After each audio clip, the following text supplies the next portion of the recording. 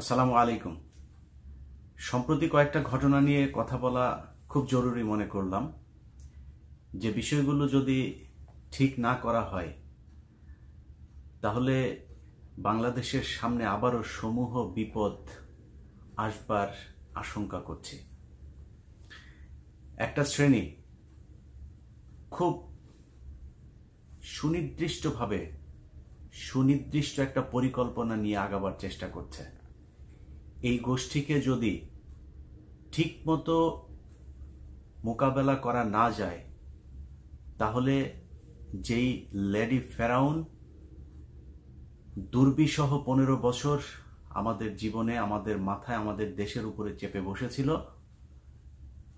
সেই লেডি ফেরাউনের প্রেতাত্মা যারা আছে তারা আবারও বাংলাদেশের পতাকাকে শকুনের মতো আঁকড়ে ধরবার আশঙ্কা তৈরি হবে। এর মধ্যে সবচাইতে বড় জিনিস, সবচাইতে আমি আমার এই সোশ্যাল মিডিয়াতে যতদিন ধরে রাজনৈতিক বক্তব্য দেওয়া শুরু করেছি, রাজনীতি নিয়ে আলাপ করা শুরু করেছি, ততদিন পর্যন্ত দুইটা জায়গায় আমি এক ছিলাম। আপনারা বাংলাদেশের প্রশাসন থেকে শুরু করে যত বিজ্ঞ মানুষজন আছেন, আমার চাইতে বহু জ্ঞানী গুণীরা আছেন, আপনাদের কাছে অনুরোধ, এই দুইটা জায়গা আপনাদেরকে ঠিকভাবে মোকাবেলা করতে হবে। এর মধ্যে একটা হচ্ছে ভারত, আরেকটা আওয়ামী লীগ। আওয়ামী লীগ মানে শুধু আওয়ামী লীগ দল না, আওয়ামী লীগ মানে শেখ হাসিনা, শেখ মুজিব। 32 নম্বরে লুঙ্গি ড্যান্স আপনার গান হয়েছে 15 আগস্টে, সেটা নিয়ে আমি কয়েকজন সমন্বয়কেরও খুব নরম সুর দেখলাম। আমি তাদের প্রতি সম্মান রেখে বলছি, ভাই আপনারা বাংলাদেশে মেজর ডালিম বীর যোদ্ধা, তারপরে কর্নেল রশিদ, মেজর বজলুল হুদা থেকে শুরু করে আরো যারা 15 আগস্টে যাদেরকে বলা হয়েছে যে তারা শেখ হাসিনার পরিবারের খুনের সাথে জড়িত ছিল, সেটা করা ফরজ ছিল। আমার যদি ফাঁসিও হয় আমি সারা জীবন এটা বলে যাব যে সেই অবস্থায় তাদেরকে বাংলাদেশের ক্ষমতাচ্যুত করা ফরজ ছিল। আমাদের বাংলাদেশকে আজকে যেমন স্বাধীনতা আমরা পেয়েছি, প্রতিটা মানুষ যার ঘরে ভাত নেই সেও মনে হচ্ছে হাফ ছেড়ে বেঁচেছে, যে একটা বিশাল বড় বোঝা বাংলাদেশের মানুষের মাথার থেকে গিয়েছে। 15 আগস্টে ঠিক এরকম একটা পরিস্থিতি ছিল। আমরা ওই সময়ের বই, পত্র, পত্রিকা, বিদেশি মিডিয়ার যে সংবাদ, সেগুলো থেকে যেটা জেনেছি যে শেখ মুজিব, তার পরিবার, আত্মীয় স্বজন, তার কয়েকটা বাহিনী, রক্ষী বাহিনী, নীল বাহিনী, লাল বাহিনী, এসব বাহিনী দিয়ে, এই মনির বাহিনী, এগুলো দিয়ে যে পরিস্থিতি বাংলাদেশে তৈরি করেছিল তা আজকের চাইতেও ভয়ঙ্কর। শুধু শেখ হাসিনার মতো 15 বছর সময়টা শেখ মুজিব পায় না, যদি পেত তাহলে শেখ মুজিব শেখ হাসিনার চাইতেও ভয়ঙ্কর একটা ডিক্টেটরের রূপ নিত, সেটা পারে নাই। কিন্তু যারা আজকে শেখ মুজিবের 32 নম্বর ভাঙা, শেখ মুজিবের 15 আগস্টের রাতে হিন্দি গান শোনার কারণে যারা আজকে কথা বলছে, হাসনাত ভাই এবং আরেকজন, আর যে কজন সমন্বয়ক আপনারা এটা নিয়ে কথা বলেছেন, আমি আপনাদের বিভিন্ন টেলিভিশনের বক্তব্য শুনেছি, আপনারা অত্যন্ত নরম সুরে তাদের সম্মানের সহিত কথা বলেছেন। এটা আপনাদের উদারতা, এটা আপনাদের মানবতা, এটা আপনার পরিবার থেকে শিক্ষা। কিন্তু আপনাকে বুঝতে হবে যে এই দেশে বর্তমানের যেই ভয়ঙ্কর পরিস্থিতি শেখ হাসিনা তৈরি করে গিয়েছে, এটার উদ্যোক্তা হচ্ছে শেখ মুজিবুর রহমান। অতএব আপনাদের কাছে অনুরোধ, আপনারা কয়েকটা 3-4টা বই আপনারা পড়েন। আমার ফাঁসি চাই পড়েন, আমার দেখা রাজনীতির 3 কাল পড়েন, তারপরে হচ্ছে আমার দেখা রাজনীতির 50 বছর, এটা পড়েন, তারপরে হচ্ছে গিয়ে জাসদের উত্থান পতন, অস্থির সময় রাজনীতি পড়েন। স্বাধীনতার দলিল পত্রের 3টা খণ্ড পড়বেন, প্রথম খণ্ড, দ্বিতীয় খণ্ড, তৃতীয় খণ্ড, এই 3টা। এই জিনিসগুলো পড়লে শেখ মুজিবের আসল চেহারা আপনারা বুঝতে পারবেন, প্রতিটা কথার জবাব দিতে পারবেন। যারা আপনাকে কোশ্চেন করছে তাদের কাছে বলতে পারবেন যে শেখ মুজিবকে কেন এত সম্মান করতে হবে। শেখ মুজিব এই দেশে এই দুর্ভিক্ষ এনেছে, শেখ মুজিব এই দেশে লুটপাট করেছে, ব্যাংক লুটের জনক সে, এই দেশে ভোট চুরির জনক সে, সব দুর্নীতি, লুটপাট, ব্যাংক, এই দুর্যোগ, আপনার রেড ক্রিসেন্টের মালামাল, এই সব চুরির মূল হোতা হচ্ছে এই শেখ মুজিব। সো তাকে কেন দিতে হবে সম্মান? এটা হচ্ছে প্রথম কোশ্চেন। আপনারা যদি এটাকে এইভাবে বলেন না যে শেখ মুজিব হচ্ছে ইয়ের ঊর্ধ্বে, সমালোচনার ঊর্ধ্বে, পৃথিবীর কেউ সমালোচনার ঊর্ধ্বে না। আমি যদি আল্লাহর প্রতি ঈমান আনি, আমাকেও আল্লাহর ব্যাপারে কিছু কোশ্চেন আমার মাথায় আসতে হবে। আমি কেন আল্লাহকে বিশ্বাস করব? এই কোশ্চেন নিয়ে, উত্তর নিয়ে যদি আমি ঈমান আনি, তাহলে আমার ঈমান অনেক শক্ত হবে। আর যদি এমনিতেই জন্ম নিয়েছি মুসলমান পরিবারে, লা ইলাহা ইল্লাল্লাহ মুহাম্মাদুর রাসূলুল্লাহ বলছি আর আমি মুসলমান হয়ে গেছি, এই ঈমানের সমস্যা আছে। এটা যদি এই বিপদের মুহূর্তে যদি পরীক্ষা দিতে হয়, তাহলে ঈমানটা থাকবে না ঠিক মতো। সো শেখ মুজিবের ব্যাপারে বিতর্কের ঊর্ধ্বে সে মানুষ, সে বিতর্কের ঊর্ধ্বে হবে কেন? আমার কিছু কোশ্চেনের জবাব দিতে হবে। 72 থেকে 75 পর্যন্ত বাংলাদেশে স্বাধীনতার ঘোষণাপত্র পাল্টানো, 73-এর নির্বাচন, 72-এর রক্ষী বাহিনী গঠন, তারপরে যা যা এই যে ঘটনাগুলো, 75-এ এসে তারপরে বাকশাল টাকশাল তৈরি করা, 74-এর দুর্ভিক্ষ, রক্ষী বাহিনী, লাল বাহিনী, নীল বাহিনী, মনির যে বাহিনী, তোফায়েলের বাহিনী, এগুলো কেন করেছিল? এই প্রশ্নের জবাব দিতে হবে। তখন বোঝা যাবে যে আসলেই শেখ মুজিব হচ্ছে আপনার ইয়ের ঊর্ধ্বে, কোনো বিতর্কের ঊর্ধ্বে। এটা নিয়ে এত সহজভাবে করা যাবে না। এটা যদি সহজভাবে, আপনারা কিছু লোকজন আছে, ওই যে এক আপনার প্রস্টিটিউট একটা আছে রোকেয়া প্রাচী, সে গিয়ে আপনার বসেছে 32, এমনিতেই বসে নাই, এগুলোকে বসানো হচ্ছে টাকা পয়সা দিয়ে। মানে যেহেতু আওয়ামী লীগ সরাসরি যেতে পারছে না, এগুলোকে বসানো হচ্ছে। কয়েকজন আওয়ামী লীগের লোকজন তারা ওইখানে গিয়েছে, তাদেরকে কান ধরে উঠবোস করানো হয়েছে। কান ধরে না, ওদেরকে ন্যাংটা করে, জায়গা ছিল না, জায়গাটাও খুলে ন্যাংটা করে ওদেরকে ঘুরাইতে হতো। এটা নিয়ে এখন যারা কথা বলছে, তারা এই তাদের ফেসবুক প্রোফাইলে যান, ঠিক 5 তারিখের আগেও তারা কোনোদিন একটা শব্দ করে না এই দেশের মানুষের পক্ষে, একটা শব্দ করে না আওয়ামী লীগের পক্ষে। অথচ এই আওয়ামী লীগ বাংলাদেশে তার আগের 15 বছর আলেমদের উপরে নির্যাতন, সাধারণ মানুষকে গুম করা, যাকে তাকে যা মনে চায় তাই করেছে। কেউ এই সুশীলরা কোনো কথা বলে নাই। আজকে তাদেরকে দিয়ে বলানো হচ্ছে, সুশীল সাজিয়ে তারপরে আওয়ামী লীগ তাদের বি টিম হিসাবে এই জায়গায় কাজে লাগাচ্ছে। তো এদের ব্যাপারে সাবধান হইতে হবে।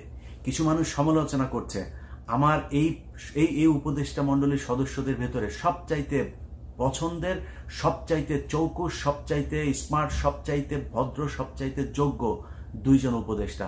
একজন হচ্ছে এই আসিফ, আরেকজন হচ্ছে নাহিদ। ডক্টর মোহাম্মদ ইউনুসের চাইতে এই 2 জন মানুষ সবচাইতে যোগ্য। কেন জানেন? ডক্টর মোহাম্মদ ইউনুস সারা পৃথিবী ব্যাপী, আমার আজকে বলতে গর্ব হয় যে ডক্টর মোহাম্মদ ইউনুস আমার দেশের সরকার প্রধান। এটা কাউকে বলে পরিচয় দেওয়ানোর দরকার। ডক্টর মোহাম্মদ ইউনুস বললেই সবাই চিনে। তার চাইতে এরা যোগ্য। কারণ কি জানেন? এই মানুষগুলো এই ডক্টর মোহাম্মদ ইউনুসকে বাংলাদেশে এনেছে। এই জন্য এই 2 জনের ব্যাপারে খুব হিসাব করে কথা বলতে হবে। নাহিদের শরীরের সেই মারধরের সেই দাগ আপনারা দেখেছেন। তারপরও তারা ঠিক ওই জায়গাতে দাঁড়িয়েছিল যেখান থেকে তারা আন্দোলন শুরু করেছিল। অতএব নাহিদকে ওই করতে গিয়েছে, আপনার শপথ পড়তে গিয়েছে, আর সে কমপ্লিট স্যুট পরে যায় নাই, আপনার ইয়েদের মতো, অন্যান্য উপদেষ্টাদের মতো দামি দামি শার্ট প্যান্ট পরে যায় নাই। এই জন্য সমালোচনা করা যাবে না। কারণ এই জামা কাপড়, এই একই শার্ট প্রতিদিন পরবে, খুব গরিব হিসাবে সে দেশ চালাবে, এটাই হচ্ছে আমরা চাই। রাসূল সাল্লাল্লাহু আলাইহি সাল্লাম থেকে শুরু করে হযরত ওমর রাদিয়াল্লাহু তাআলা আনহু, যত সাহাবা, তারপরে খলিফারা, যত কেউ এই পৃথিবী শাসন করেছেন, তারা সবাই জরাজীর্ণ একটা কুঁড়ে ঘরের মধ্যে বসে সারা পৃথিবী শাসন করেছেন। তাদের নিজেদের ঘরের সম্পত্তি বাড়ে নাই, তারা রাষ্ট্রের সম্পত্তি, রাষ্ট্রের মানুষের সুযোগ সুবিধা বাড়ানোর চেষ্টা করেছেন। অতএব এই 2 জন এই কি পড়লো না পড়লো এটার দিকে তাকানোর দরকার নাই। ওনাদেরকে যারা স্যার বলেছে, এটা নিয়েও দেখলাম কিছু কিছু মানুষ সুশীল কিছু কিছু সমালোচনা করছে। মমতাজকে স্যার বলেছিল তো ম্যাডাম বলেছিল সেনাবাহিনীর colonel, lieutenant colonel, major general, তখন খারাপ লাগে নাই আপনাদের? এই দেশে মুরাদকে স্যার বলেছে পুলিশের এসপি, তখন খারাপ লাগে নাই? ডিসিরা স্যার বলেছে, খারাপ লাগে নাই? ময়মনসিংহের নাজিম উদ্দিন আপনার 5 মিনিটের আপনার এই 3x বের হয়েছিল, তখন খারাপ লাগে নাই? এই যে ইয়ের ভেতরে সব লম্পট বদমাশ চরিত্রহীনরা সংসদে বসেছিল, তাদেরকে তাদের এলাকার এসপি ডিসিরা স্যার বলে নাই? তখন কোথায় ছিল আপনাদের এই সমালোচনা? এখন আসিফকে কে স্যার বলেছে, এই জন্য আপনাদের গায়ে লেগে যাচ্ছে। এই জিনিসগুলো থেকে আপনাদেরকে শিক্ষা নিতে হবে যে আমাদের বিশাল বড় মাপের আপনার সুশীল, বিশাল সুন্দর সুন্দর কাপড় চোপড় পরা এরা না। আমাদের দরকার হচ্ছে সৎ, যোগ্য, যে বাংলাদেশের মানুষের পক্ষে কথা বলবে। দেশের চরম মুহূর্তে যারা ডিবির হাতে আটকের পর চরম মারধর, রিমান্ডে যাওয়ার পরেও বেরিয়ে এসে যারা বাংলাদেশের মানুষের পক্ষে কথা বলতে পারে, আমাদের সেই ধরনের নেতা দরকার। অতএব এই আসিফ এবং নাহিদ এদেরকে নিয়ে যখন সমালোচনা করবেন, তখন আপনাকে মাথায় রাখতে হবে যে তারা যেই সময় যা করেছে ওই সময় আপনি কি করেছিলেন। সমালোচনা করার সুযোগ আছে, এখন যা করছেন কোনো সমস্যা নাই, এটাই তো গণতন্ত্র। আপনি যে আলোচনা করতে পারছেন, একজন উপদেষ্টাকে নিয়ে কথা বলতে পারছেন, এটাই হচ্ছে গণতন্ত্র। ভোটের নাম করে তারপরে ভোটে নির্বাচিত হয়ে 1500 কোটি টাকা খরচ করে রাতের বেলা ভোট করে সেই ভোটে নির্বাচিত ইয়েদেরকে আপনার ক্ষমতায় আনার চাইতে এই ধরনের সরকার, যাদের সময় আমরা সব কথা বলতে পারি, এই সরকারই আমাদের দরকার। অতএব আমাকে বুঝতে হবে যে যেই পক্ষটা এইসব নিয়ে কথাবার্তা বলছে তাদের একটা সুনির্দিষ্ট উদ্দেশ্য আছে, সেই উদ্দেশ্য নিয়ে তারা কথা বলছে। আপনার প্রধান উপদেষ্টা জনাব ডক্টর মোহাম্মদ ইউনূস, তার ব্যাপারে বলা হচ্ছে তিনি নাকি আমেরিকা থেকে তাকে বসানো হয়েছে, তিনি বাংলাদেশ বিক্রি করে দেবে। আরে ভাই, পুরা বাংলাদেশ মনে করেন আমেরিকা যায় বেস করবে ইয়েতে, কি বলে, সেন্ট মার্টিনে। পৃথিবীর বিভিন্ন দেশে বেজ আছে, কাতারে আছে, সৌদিতে আছে, তুরস্কের মতো দেশে আপনার আছে। টার্কি তো সবচাইতে সমালোচনা, তার এখানে বেজ আছে না, বেজ থাকলে কি তার কি দখল করে ফেলেছে আমেরিকা? আমার সেন্ট মার্টিনে এসে যদি নাকি তারা বেজ করে করুক, কোনো সমস্যা না, আমার শত্রু আমেরিকা না। আমেরিকা কোনোদিন বাংলাদেশ দখল করতে যাবে না। বাংলাদেশ যদি দখল করে, সেটা দখল করবে ভারত আর চীন। সো তারা আমাদের শত্রু, তাদেরকে ফেস করবার জন্য একটা সুপার পাওয়ার আমার দেশে অবস্থান করা জরুরি। আমি মনে করি আমেরিকার সবসময় ওইখানে থাকা দরকার, এত চেতনার দরকার নেই। আমার জন্ম যদি 1947 সালের আগে হতো, আমি কখনো ব্রিটিশ বিরোধী আন্দোলন করতাম না, কারণ ব্রিটিশরা যদি ভারত উপমহাদেশে থাকতো, আজকে আহমেদাবাদ, গুজরাট, তারপরে বিভিন্ন জায়গাতে, এই যে উত্তরপ্রদেশ, এইসব জায়গায় যে মুসলমানদের উপরে নির্যাতন হচ্ছে, বাংলাদেশে যে নির্যাতন হচ্ছে, কাশ্মীরে যে নির্যাতন হচ্ছে, এই নির্যাতন করতে পারতো না। তারা যাওয়ার কারণে সেটা হয়েছে। ভারত উপমহাদেশে যদি ইংরেজরা এখন পর্যন্ত টিকে থাকতো, তাহলে বাংলাদেশ, নিউজিল্যান্ড, অস্ট্রেলিয়ার মতো একটা উন্নত দেশ হতো। আমরা চেতনা দেখে, বিশেষ করে আমাদের মুসলমানরা বেশি এই আন্দোলনগুলো করেছে। আমি কখনো করতাম না এই আন্দোলন। আমি অবশ্যই ব্রিটিশদের এই দেশে থাকার জন্য যা প্রয়োজন সেটা করতাম। অতএব আমেরিকার বাংলাদেশে থাকা খুব জরুরি। আমরা চাই আমেরিকার অবস্থান বাংলাদেশে সবসময় থাকুক, তারা আমাদের শত্রু না এই মুহূর্তে। আমাদের দেশ যদি আপনি স্বাধীন করে ফেলতে পারেন, সেটা ঠিক আছে। আপনার দেশের প্রতি ইঞ্চি জায়গার ভেতরে ভারত তাদের নিয়ন্ত্রণ প্রতিষ্ঠিত করেছিল। কোথায় গেছিল তখন আপনাদের এই সমালোচনা? কেউ তো কোনো কথা বলেন নাই। মংলা পোর্ট, চিটাগাং পোর্ট, সব জায়গায় বাংলাদেশের ভেতর দিয়ে 1 টাকা ট্রানজিট দিয়ে তারপরে ঢুকে গিয়েছে, কেউ কোনো কথা বলে নাই। এই যে মানুষগুলো আজকে কথা বলছে, তারা ওই সময় কথা বলে নাই। যারা ওই সময় কথা বলেছে, তারাই আজকে যদি এই সরকারও যদি বাংলাদেশের বিরুদ্ধে কিছু করে, তারা দেখবেন এখনো কথা বলবে। তারা কাউকে ছাড় দিয়ে কথা বলবে না। কিন্তু তারা যারা তখন বলে নাই, এখন বলছে, এগুলো হচ্ছে সুবিধাভোগী। এরা আওয়ামী লীগ এই গত কয়েক বছরে কয়েক লক্ষ কোটি টাকা চুরি করে তারপরে এখন ভারতে গিয়ে বসে আছে, সেই টাকার বিনিময়ে এখন কথা বলে। এই রোকেয়া প্রাচী এক এক রাতে, মানে জিনিস তো ভালো না, কেউ তো খায় না, তারপরেও মনে করেন তার প্রতি রাতে পাল্টাইতে মন চায়। এগুলি যার তার গায়ের উপরে যায়, মানে বসা যায়। আমি ওই ইটিভিতে আপনার ওই 21-এর চোখের সময় আমি মেকআপ টেকআপ নিতাম না, কিন্তু হালকা ওই যে পাউডার টাউডার দিত শুটিং করার আগে। তো ওই সময় সে এসেছিল, এসে গায়ে হাত দিয়ে কি রে ভাই, কি, মানে যার তার গায়ে পড়ে যায়। এরকম কিছু মহিলা আছে, এগুলি মানে যাই পুরুষের গায়ে হাত দিতে পারলে ভাল লাগে। হ্যাঁ, এই এক এক দিন এক একজনের খাটের শোয়া এই মালগুলো, এগুলোরে টাকা দিয়ে কেনা খুব সহজ। এগুলোরে কিনে তারপরে এই কাজগুলো করছে। অতএব তারা কি বললো না বললো, এটার ব্যাপারে খুব সাবধানে পা ফেলতে হবে। বাংলাদেশে শেখ মুজিব, ভারত, এই ব্যাপারে সুস্পষ্ট ধারণা যদি আমরা ভুলে যাই না, তাহলে আমাদেরকে আবার বিপদে পড়তে হবে। এটা মাথায় রাখতে হবে। এই দেশের সমস্যা আওয়ামী লীগ। আওয়ামী লীগকে কোনোভাবে এই দেশে রাজনীতি করার জন্য মানে ওপেন প্ল্যাটফর্ম ছাড়া যাবে না। আপনারা যদি সরকারের সমালোচনা করতে যান, দেখেন একজন উপদেষ্টা ব্রিগেডিয়ার জেনারেল আপনার সাখাওয়াত, সে কি বলেছে, সেই কথার পরে তাকে কিন্তু মানুষের সমালোচনার কারণে কিন্তু ডক্টর মোহাম্মদ ইউনূস তাকে সরিয়ে আরেকটা মন্ত্রণালয়ে দিয়ে গেছেন। এটার নামই হচ্ছে গণতন্ত্র, যে মানুষের সমালোচনা, মানুষ যেটা না চায় সেটার মূল্য দেয়া, এটার নামই গণতন্ত্র। সেটা তারা করেছে। আমি মনে করি এই যে সরকার আছে, তাদের ব্যাপারে জাজ করার মতো সময় এখনো আসে নাই। আমরা অপেক্ষা করি, দেখি কি হয়। তার মাঝখানে আমাদেরকে মাথায় রাখতে হবে যে আশপাশ থেকে এই যে এই ধরনের ছোট ছোট করে কথাবার্তা বলা যেগুলো আছে না, এগুলোর ব্যাপারে খুব সাবধানে আমাদের পা ফেলতে হবে।